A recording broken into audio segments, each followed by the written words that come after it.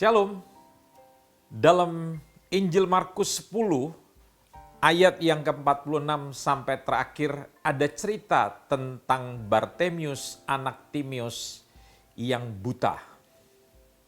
Pada waktu dia mendengar Yesus masuk atau datang ke kampungnya, maka dia berteriak, berseru.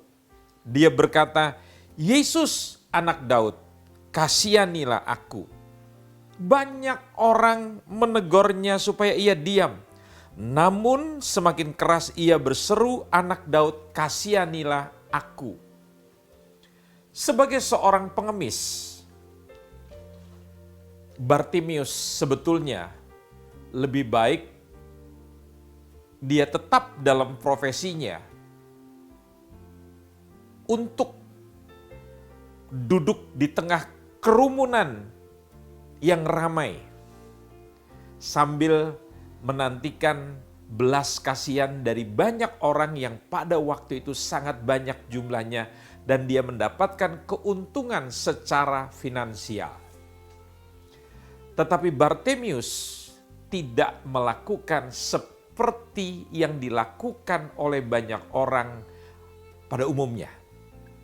Bartimius sudah sering mendengar tentang Yesus dan dia mempercayai Yesus. Sehingga pada waktu dia mendengar orang banyak mengatakan bahwa Yesus datang di kampungnya, maka dia berusaha untuk menarik perhatian Yesus dengan cara dia berteriak, "Yesus, tolong aku! Yesus, tolong aku! Yesus, sembuhkan aku!"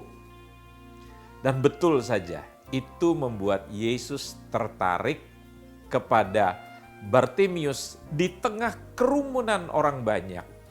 Saudara tahu, tidak mudah untuk membuat Yesus tertarik kepada seseorang. Tetapi kalau kita tertarik kepada seorang tokoh yang terkenal, itu mudah. Kita mengenal pemimpin negara kita, tapi belum tentu pemimpin negara kita mengenal kita. Bayangkan sampai Tuhan tertarik untuk mengatakan, "Panggil dia ke sini." Dan singkat cerita, Anda tahu, Bartimius disembuhkan. Saudara, pada hari ini dalam keadaan situasi ekonomi yang tidak menentu, begitu banyak orang yang kehilangan pekerjaan, maka banyak orang bisa meratapi dirinya, memilih untuk menjadi korban. Seraya kita memohon belas kasihan orang. Tetapi Bartimius tidak melakukan itu. Dia berseru kepada Tuhan karena dia percaya Yesus bisa mengubah keadaannya dari seorang pengemis menjadi orang yang mengalami sebuah kehidupan yang baru. Percayakah saudara? Pada waktu dalam keadaan yang seperti masa ini, saudara berseru kepada Tuhan, maka Tuhan akan menyelamatkan saudara, menolong saudara. Dan jangan diam dalam sebuah posisi untuk terus meminta belas kasihan orang. Selain Anda datang kepada Tuhan, maka Tuhan akan menolong saudara, memberikan jalan keluar.